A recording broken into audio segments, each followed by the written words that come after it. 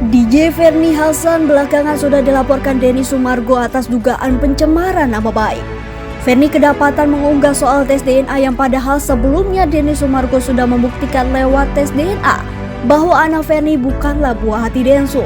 Namun menurut kuasa hukum Ferny Jeffrey Simatupa, unggahan kliennya itu tidak menyudutkan pihak manapun.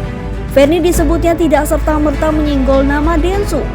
Ferny hanya ingin Densu bisa melakukan tes DNA lagi karena Densu kerap mengungkit persoalan di masa lalu. Simak video selanjutnya.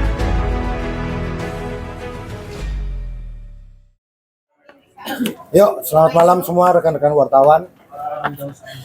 Pada malam hari ini sekali lagi kami tampil untuk menjawab pertanyaan-pertanyaan publik, untuk menjawab opini-opini yang sudah berkembang, yang tentu saja opini itu tidak didasari dengan fakta yang sebenarnya.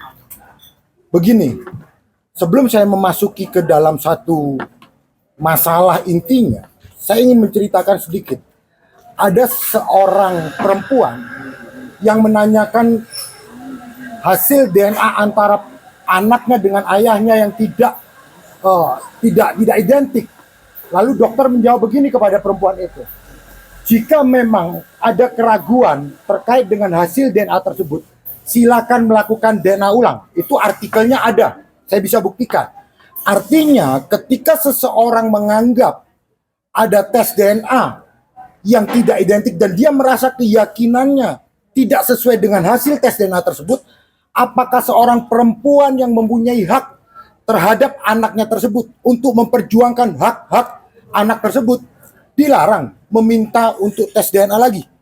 Nah, yang kedua, apakah pernah saudari Ferny ini menyampaikan meminta tes DNA kepada siapa, begitu loh? Dalam postingan yang disampaikan oleh Ferny, yuk kita lakukan tes DNA 2 kali, dan di situ tidak pernah disebutkan kepada siapa dan oleh siapa. Yang ketiga yang perlu kami sampaikan, dengan postingan tersebut tidak merendahkan rumah sakit manapun. Sekali lagi, bukan berarti ada tuduhan di mana mempertanyakan apakah hasil yang pertama valid atau tidak. Dasarnya memposting itu hanya berdasarkan keyakinan seorang ibu, tanpa memojokkan siapapun, tanpa mempertanyakan hasil valid atau tidak valid. Yang dibutuhkan adalah keyakinan seorang ibu untuk memperjuangkan hak anaknya. Nah, di sanalah diposting. Pertanyaannya, di mana kata atau kalimat yang memojokkan seseorang? Bagi kami penasihat hukum, jelas sekali kata atau kalimat tersebut tidak memojokkan siapapun dan tidak merendahkan institusi manapun. Apakah salah seorang ibu yang sampai hari ini masih ingin memperjuangkan hak anaknya itu? Di mana salahnya? Nah, ketika postingan itu dipublis, lalu kemudian ada pihak-pihak yang merasa begitu loh. Nah, tetapi kan dalam postingan tersebut tidak disebutkan siapa. Maka bagi kami belum memenuhi dugaan tindak pidana penghinaan atau pencemaran nama baik. Itu poin utama. Sekali lagi kami ulangi, tidak ada dalam postingan tersebut memojokkan seseorang ataupun menuduh rumah sakit tertentu bahwa hasilnya tidak valid, ada sogok-menyogok. Tidak pernah ada dalam postingan tersebut. Nah, asumsi yang berkembang seolah-olah berdasarkan postingan tersebut lalu digiring tuh opininya. Seolah-olah Ferny menuduh pihak-pihak tertentu. Tidak pernah ada tuduhan kepada pihak siapapun ataupun kepada rumah sakit. Itu intinya. Begitu. Mungkin sedikit ada yang mau disampaikan oleh Ferny? Saya kasih tahu ya. Kenapa saya sama sekali tidak suka dengan Densu di podcastnya tersebut. Selalu mengungkit masalah. Karena anak saya ini sudah umur 11 tahun yang sudah main sosmed. Ya. Dan sedangkan saya ibu yang susah payah membesarkan dia sambil kerja, sambil mengembalikan mental dia. Kalau misalnya itu terus-menerus diungkit, mau 20 tahun, 30 tahun, orang yang tadinya tidak tahu menjadi tahu, orang yang tadinya lupa menjadi ingat. Kalau misalnya netizen serangnya ke saya nggak apa-apa, tapi kalau bisa serangnya ke anak saya gimana? Gimana mental anak saya gitu? Dia seharusnya mikir itu. Ya, lalu berikutnya begini. Ada beberapa orang yang mengatakan kasihan kepada yang merasa menjadi korban begitu dalam postingan tersebut. Kasihan. Begini, kita orang dewasa tidak perlu dikasihani. Saya mau sampaikan, Ferni tidak perlu dikasihani juga. Yang perlu dikasihani adalah anaknya. Anak usia 11 tahun nih. Sampai hari ini Ferni masih berjuang untuk membuktikan siapa sih ayahnya. Nah, dari perjuangan itu tersebutlah, apakah salah seorang ibu ini ingin melakukan tes DNA tersebut? Sekali lagi, bukan mempertanyakan hasil yang pertama, tetapi untuk lebih meyakinkan begitu dan tidak menyerang kepada pihak siapapun. Sekali lagi, Ferni tidak perlu dikasihani. Sebagai seorang ibu, dia berjuang mencari nafkah untuk kebutuhan anaknya. Pertanyaannya, mata kita harus tertuju kepada anak itu. Anak usia 11 tahun yang tidak punya salah, tidak punya dosa, harus tersangkut. Marilah kita pandang anak itu untuk kedepannya supaya mentalnya adalah menjadi mental anak yang sehat. Itu aja. Pak Ferni, mungkin ini kan 4 tahun sudah berlalu nih, kenapa minta tes DNA lagi nih? Apa sih Kak mungkin alasannya sendiri? Apa yang Kakak cari dari sini? Itu hanya perbandingan aja sih. Itu hanya perbandingan aja. Perbandingan. Tadi kan sudah saya sampaikan, keyakinan seorang ibu untuk memperkuat keyakinannya Ferni. Apakah salah ketika seorang ibu masih ingin memperjuangkan hak anaknya dan ingin meminta melakukan tes DNA lagi? Apakah salah? Seperti yang tadi saya ceritakan, ketika ada seorang perempuan datang kepada seorang dokter dan dia mempertanyakan hasil DNA yang tidak cocok dengan ayah biologis dari anak itu, seorang istri ini menanyakan kepada dokter, "Dok, hasil DNA-nya kok seperti ini?" Jawaban dokter, "Jika ibu tidak yakin dengan tes DNA ini, silakan lakukan tes DNA ulang." Nah, menurut Undang-Undang Praktek Kedokteran, jelas sekali dikatakan, seorang pasien itu berhak mendapatkan second opinion. Maka Ferni juga berhak untuk mendapatkan keyakinan yang lebih, begitu loh, terkait dengan hasil DNA tersebut.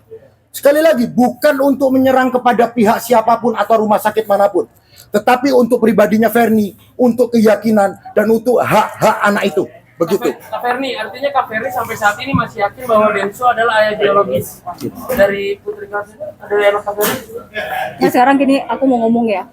Kalau kita seperti apa yang dia keluarkan atas pencemaran nama baik, sama dia keluarkan atas kerugian dia. Kalau saya mau bicara seperti itu, saya pun rugi. Dari tragedi pertama sampai tragedi kedua, dia nggak tahu sama sekali perjuangan saya seperti apa. Sebagai ibu yang harus bekerja, yang harus mengembalikan mental anak saya. Ketika dia di rumah sakit, maki-maki depan anak saya, teriak-teriak sampai satu rumah sakit semuanya. Lihat, dia nggak mikir itu. Perjuangan saya. Kalau misalnya dia pernah kerugian dia dari segi materi, saya juga kerugian saya juga ada dari materi. Saya pernah loh 1 hari nggak makan anak saya. Saya preload barang-barang baju saya 20.000, 30.000 untuk apa? Makan. Kalau mau ngomong kerugian materi, kita nih sama-sama. Maksud saya gini, kita nih udah sama-sama bahagia. Dia sudah bahagia sama istrinya. Saya juga udah bahagia dengan anak-anak saya. Anak saya 2, cowok cewek. Mau apa lagi yang saya cari? Saya ini lagi fokus memperbaiki ibadah saya, fokus memperbaiki diri saya, fokus memperbaiki pekerjaan saya. Terus dia ngungkit terus menerus. Ini kasihan. Yang saya pikirin adalah mental anak saya, gitu. Jadi triggernya ini di awal yang Bang Denny ini fokus ya Kak, sampai akhirnya Kakak mungkin meminta tes DNA itu. Sebenarnya waktu itu dari podcastnya dia, pertama saya udah tegur, ya. Pertama itu saya udah tegur. Ini apa maksudnya? Dia bilang enggak. Saya menceritakan kisah saya. Oke, nggak apa-apa. Saya maafin pertama. Kedua, saya masih sabar. Ketiga, udah mulai serangan banyak nih ya. Saya sabar. Tapi keempat ini tiba-tiba saya bangun tidur yang saya capek kerja, 1000 komentar itu menghujat saya. Capek nggak sih kayak gitu? Maksudnya mau cari apa lagi? Nama dia sudah bagus. Nama saya dan anak saya yang rusak seumur hidup. Mau apa lagi? Mau cari belas kasihan orang lain? Seperti itu. Kan dia bisa, kalau dia memang baik ya, dia bisa bikin program. Dia kumpulin anak-anak seperti dia, anak-anak seperti saya bisa. Dia kumpulin, dia bikin, hei wahai anak-anak semuanya, kalian walaupun tanpa ada ayah, kalian bisa sukses seperti saya. Bisa gitu. Buatlah hal itu yang menjadi positif. Jangan menceritakan kesedihan dia terus-menerus. Terus cerita kesedihan dia waktu kecil mana? Udah sama sekali nggak diceritakan sama dia. Yang diceritakan selalu adalah masalah saya terus. Buat apa? Kurang puas dia. Hah? Kurang puas dia melihat saya sudah tersiksa. Saya yang sudah terbuang.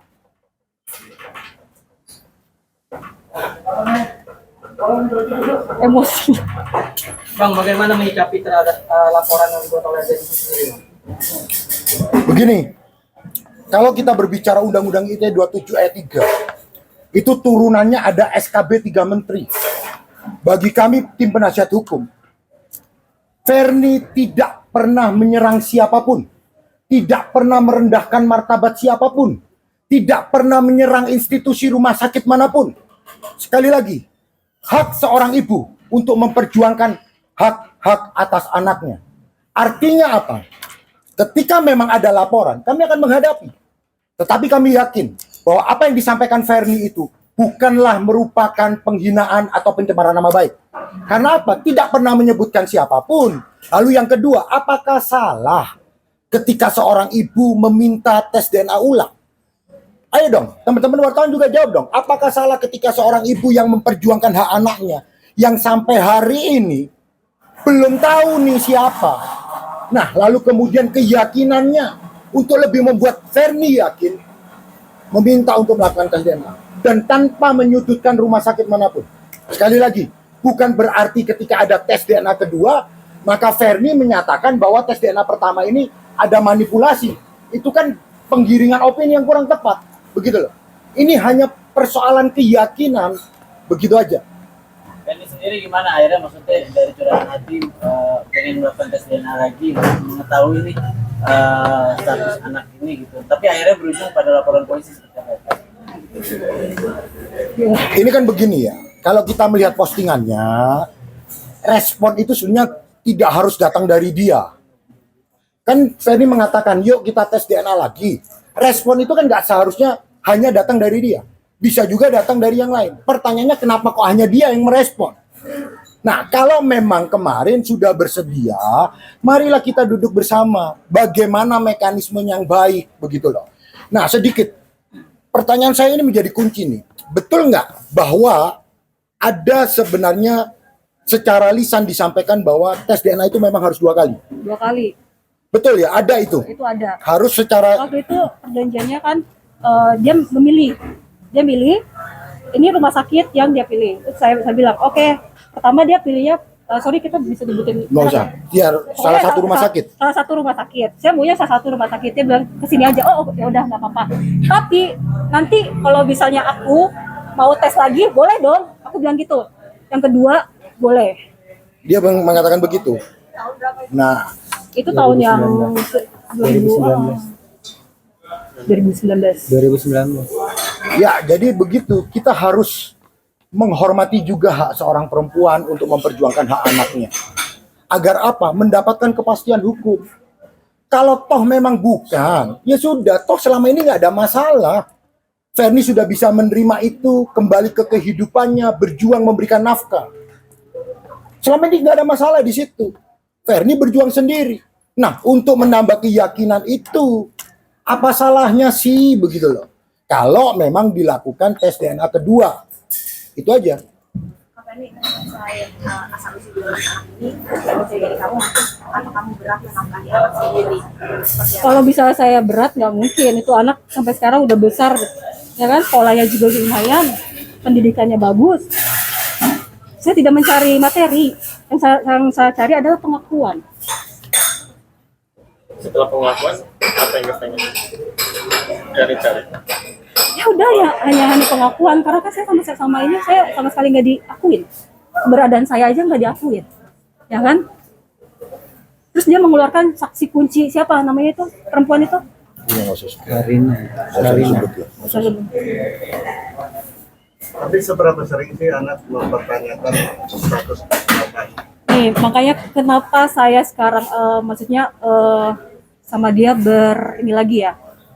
Maksudnya saya sama sekali tidak setuju dengan podcastnya dia yang selalu membahas. Karena anak saya waktu itu sudah saya blok sosmednya dia itu, ya sudah saya blok. Saya cek kembali, dibuka lagi blokan. Sakit gak seorang ibu? Berarti kan otomatis dia mencari ayahnya. Kenapa saya tidak setuju sekali dengan dia selalu mengungkit? Karena takutnya nanti anak saya, tadi teman-temannya tidak tahu, menjadi tahu. Gimana nanti mental anak saya? Waktu tragedi kedua kan dia tahu gitu, saya diserang netizen tuh saya hampir mau bunuh diri. Dia yang telepon, menyemangati saya. Dia tahu itu. Seharusnya dia berpikir, kalau saya bahas terus ini gimana anaknya dia. Itu loh. Kan banyak orang yang mempertanyakan nggak kasihan kan sama Denso, apalagi dia kan masih belum punya anak kan sekarang sama nikahnya sekarang. Saya kasihan ke anaknya. Harusnya kasihan ke anaknya gitu loh, bukan. Tapi seberapa yakin sih sosok Denso menjadi ayah bagi dari anak? Nah ini lagi diperjuangin. Begini, kita sekali lagi Ferni hanya memperjuangkan hak. Ya maksudnya biar Yakin tidak yakin, yakin itu kan harus ada satu keyakinan yang mutlak absolut. Makanya untuk lebih meyakinkan, maka di situ timbullah untuk kepastian hukum, untuk perjuangan hak-hak seorang ibu, untuk perjuangan hak-hak seorang anak, untuk lebih meyakinkan. Apa salahnya? Sekali lagi, apa salahnya untuk melakukan atau meminta tes DNA kedua tanpa mendelegasi atau mendegradasi nilai daripada tes DNA yang pertama. Ini ada masalah keyakinan seorang ibu, begitu loh. Nah, makanya untuk itu semua supaya lebih clear dan lain-lain ini menjadi lebih jelas, kemarin toh ternyata ada yang merasa lalu kemudian mengatakan kapan, kan begitu. Ayolah, kalau memang itu menjadi jalan keluar yang terbaik supaya masalah ini tidak menjadi bola salju yang semakin besar, ayo kita duduk bersama. Kalau memang itu mau dilaksanakan, mari kita bicarakan mekanismenya kapan dan di mana. Kepada pihak yang merasa nih ya, begitu. Pada dasarnya ketika nanti memang itu bisa terwujud, dari sisi Ferni juga nggak ada masalah, begitu. Bang, tapi udah menghubungi Denny Sumargo belum bang? Kan kasih tantangan tuh bang, 1 kali 24 jam. Siapa yang ditantang? Ferni katanya. Ditantang bagaimana? Mau tes DNA kedua. Begini, tolong Ferni membuat postingan itu bukan sebagai bentuk tantangan. Dari sudut pandang Ferni, bukan merupakan sebuah tantangan. Dari sudut pandang Ferni adalah sebuah perjuangan terkait dengan anaknya itu. Jadi jangan dianggap ini menantang si A, menantang si B, menantang si C. Tidak pernah Ferni menantang seseorang siapapun di situ dalam postingan itu. Begitu. Tapi kalau hasilnya sama aja seperti apa nih? Kalau negatif terus Ini kan kalau itu kita nggak bisa jawab, itu kan berandai-andai. Kalau negatif, kalau benar bagaimana? Nah, kalau kita berandai-andai, jangan melihat dari satu sisi dong. Berandai-andai ada 2 sisi. Kalau salah bagaimana? Kalau benar bagaimana? Itu yang betul. Jangan pertanyaannya kalau salah. Begitu. rencana tes DNA yang kedua ini kira-kira kapan dari pihak Ferni?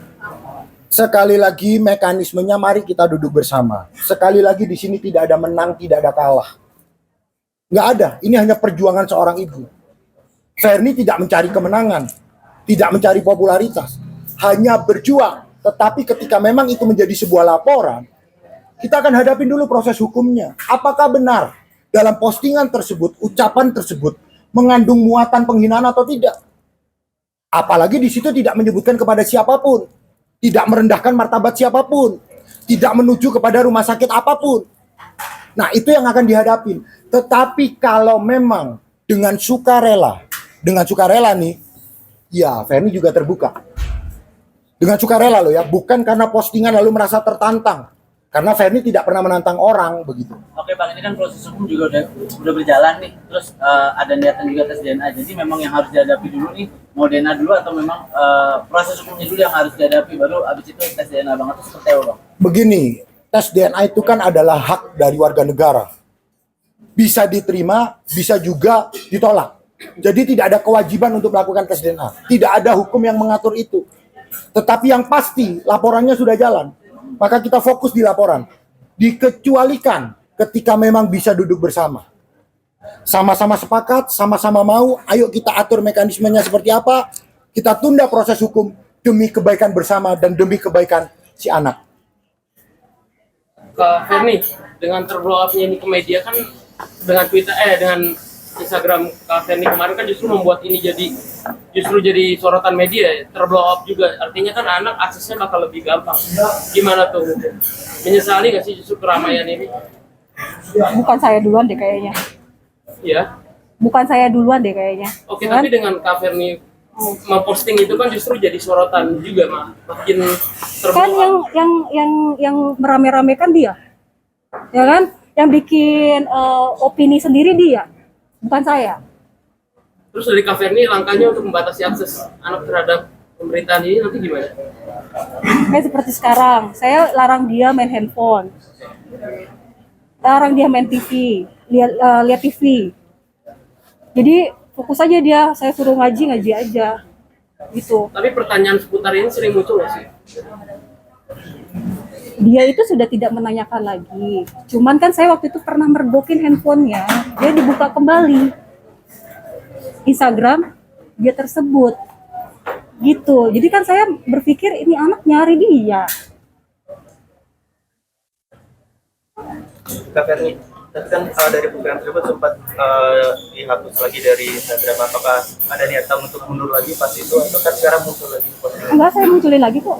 Ya pas sempat dihapus, apakah ada niatan untuk... Karena waktu itu kan gini, saya itu posting, terus habis itu banyak yang komentar, saya hapus sebelum dia melaporkan.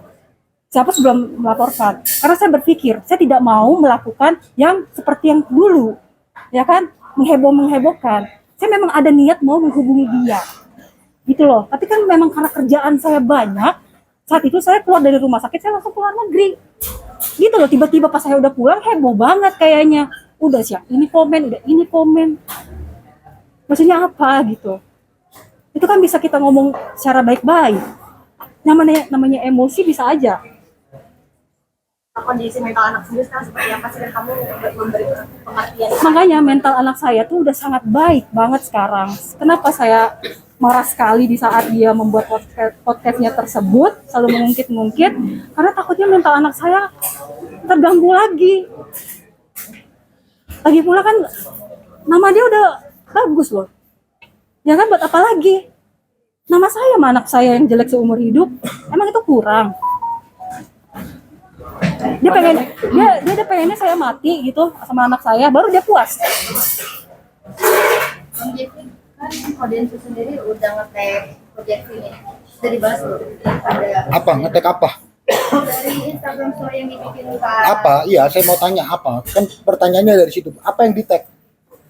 Saya Kak sendiri bikin story, saya tidak kabur, saya tidak lari. Habis itu ada netizen yang kirim story Kak Ferni ke DM-nya Kodensu, dan Kodensu udah langsung ngebales dan nge-tag Bang Jeffrey. Apa yang di-tag? Kata-kata tagnya apa? Hayu, kapan tes DNA-nya? Nah, ini pertanyaan tersebut begini. Kalau memang, sekali lagi ya, kalau memang ada pernyataan tersebut, ayo kapan tes DNA-nya? Mari kita obrolkan baik-baik. Sekali lagi, mekanismenya seperti apa dan bagaimana dengan proses hukumnya. Nah, kalau sekarang memang sudah disetujui pertanyaannya, kalau memang sudah mau nih ya, dengan sukarela mau melakukan katanya nih tes DNA kedua untuk lebih meyakinkan, kan begitu. Pertanyaannya, kenapa harus lapor polisi? Iya dong, kan bisa diselesaikan.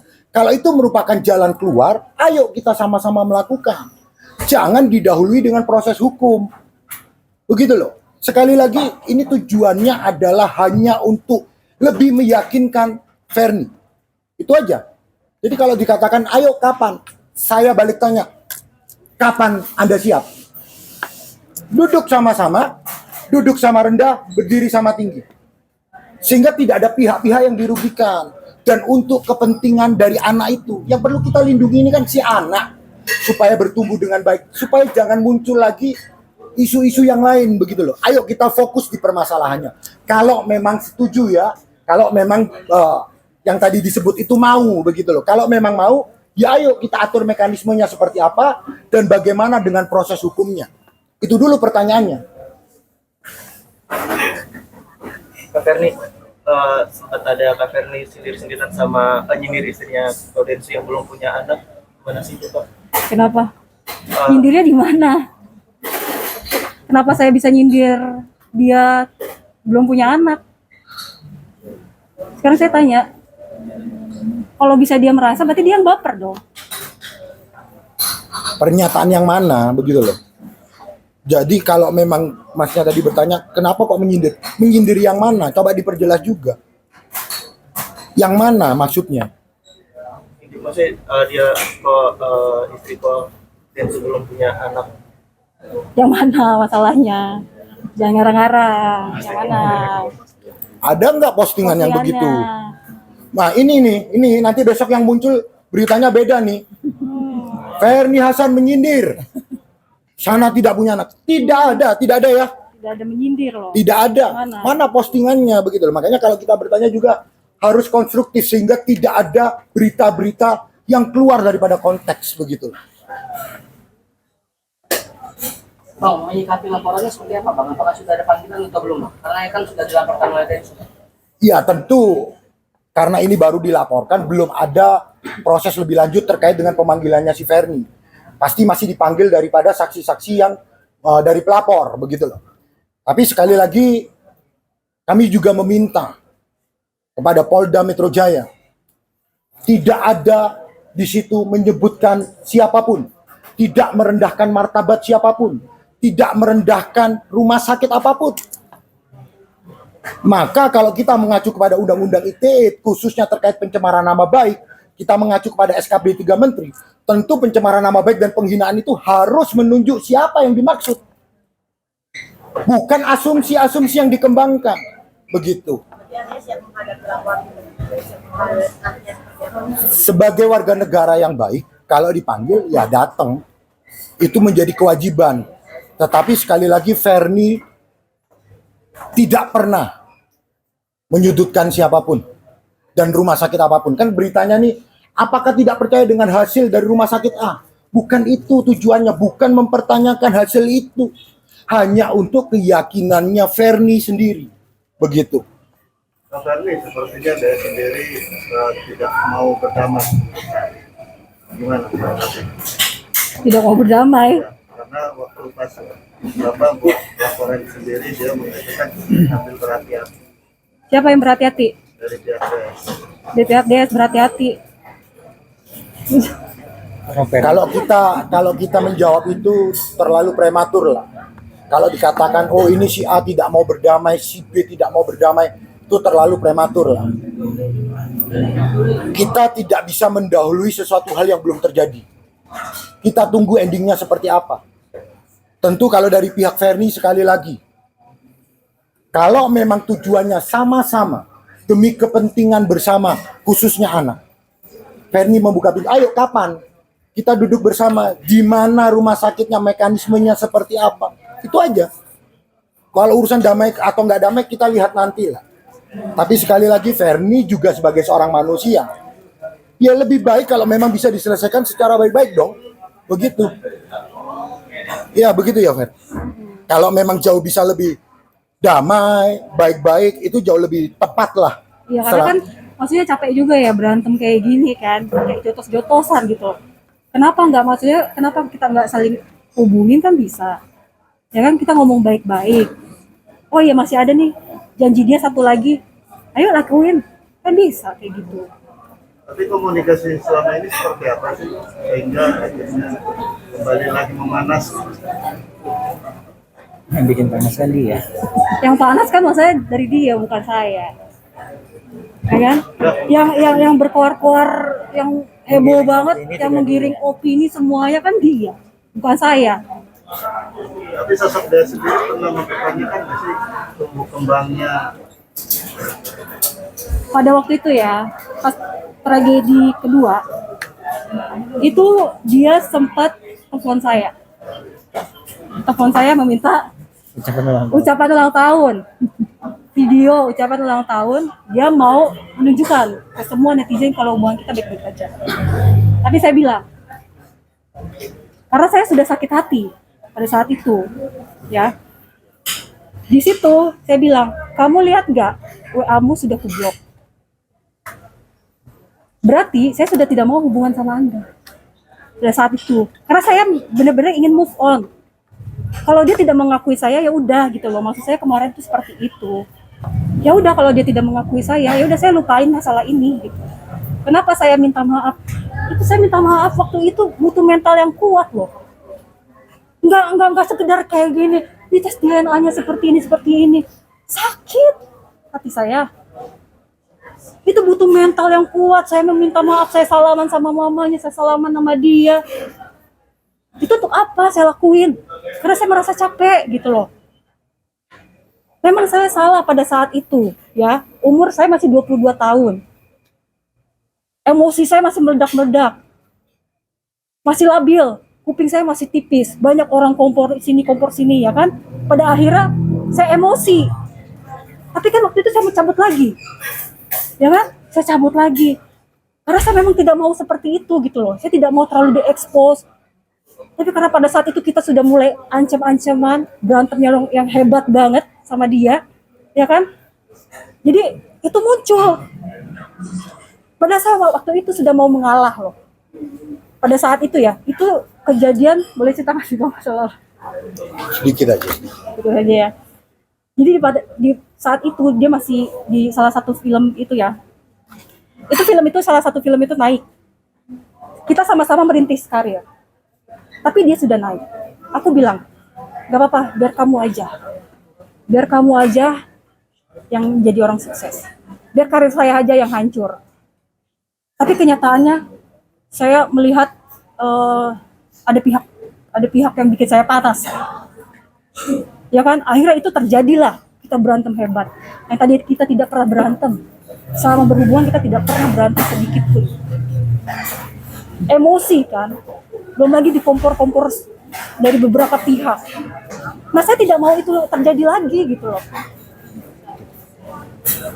Nah itu minta video ucapan ulang tahun itu tahun berapa? Setelah tragedi kedua, 2019. Ini maafkan terkait yang tadi kan ada salah satu netizen yang komentar di postingan Bapak balas dengan netizen kan. Bilang gimana dia sudah punya anak. Kenapa? Itu kapan itu? Itu udah lama banget itu. Maksud dari komentar Pak ini apa dulu sih? Coba lihat.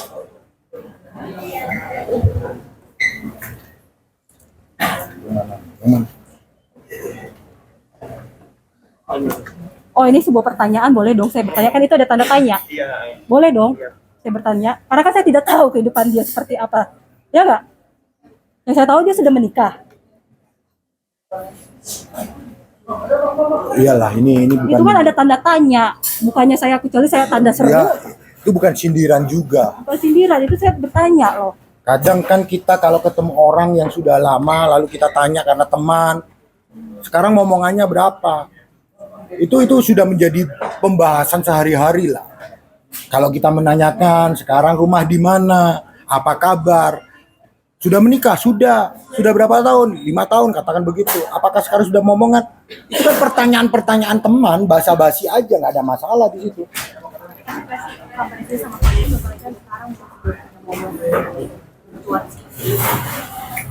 Bukan kapasitas. Enggak lah, itu bukan hal yang patut untuk dikomentari Fernie. Masing-masing lah. Dia sudah punya rumah tangga, bukan pertanyaan kapasitasnya Fernie untuk menjawab dari rumah tangga seseorang begitu. Bang, ini sedikit menekankan aja Bang, dari awal kan Abang bilang bahwa ini untuk memperkuat keyakinan Verni. Keyakinan bahwa Densu adalah ayah biologis atau keyakinan bahwa tes DNA itu benar, atau yang mana, keyakinan yang mana Bang? Begini, sekali lagi, kalau pertanyaannya seperti itu, Verni mengatakan nih, yuk kita melakukan tes DNA lagi nih. Ketika itu muncul, hasil itulah yang akan memperkuat keyakinan. Keyakinan seperti apa? Ya tunggu nanti dong. Tunggu nanti, begitu loh. Jadi nggak, kita sekali lagi tidak usah digiring kemanapun. Tujuan utamanya adalah Verni sebagai seorang ibu, bagaimana dia melihat kepastian hukum terhadap anaknya, keyakinan pribadinya. Nah, kalau memang bisa dilaksanakan, itu kan sudah ada dua berarti kan hasilnya. Tentu itu akan membuat keyakinan semakin absolut dong. Terkait apa? Ya kita tunggu nanti pembicaraannya, kita lanjutkan pasca keputusan bagaimana kedua belah pihak menemukan jalan-jalan win-win solution. Kalau memang mau dilaksanakan, kalau memang mau dengan sukarela, disitulah baru Verni akan lebih yakin dari hasil tes DNA kedua itu. Tanpa mendelegasi atau mendegradasi, sekali lagi, tanpa menyudutkan pihak rumah sakit manapun. Dan dengan pilihan dokter dan juga rumah sakit dari KPN. Iya, kalau menurut dari apa yang disampaikan secara lisan, yang satu menunjuk yang pertama, yang kemudian ditunjuk oleh saudari Verni, ya tentu Verni juga meminta Verni lah yang menentukan tempat, tetapi independen ya. Dirembukan bersama-sama, ayo setuju tempat ini, dikawal lagi bersama-sama, apa hasilnya? Itulah yang akan menjadi lebih meyakinkan Verni. Jadi kalau ditanya apakah harus ditentukan Verni, ya nggak bisa juga. Kan namanya kerelaan masing-masing pihak, tidak ada paksaan di sini. Kalau Verni menentukan A, sana tidak setuju juga nggak bisa, karena bukan kewajiban. Ini hak masing-masing. Sana tidak mau juga tidak ada masalah, kan begitu. Bang, berarti kalau misalkan tadi dalam Bang dan KPR, berarti kalau misalkan tidak merujuk pada satu orang gitu mengenai tes DNA lagi, berarti memang ada orang selain Densu Bang, atau seperti apa? Nah, itu pertanyaan yang menurut saya tidak perlu dijawab. Intinya begini, seorang ibu sedang memperjuangkan hak anaknya. Ada yang merasa, ya ayo sama-sama lah kita duduk bersama, begitu aja. Kalau ditanya berarti ada begini, itu asumsi-asumsi lain lah. Intinya di situ Verni tidak menyebut siapapun dan ada yang merasa, kan begitu. Itu aja.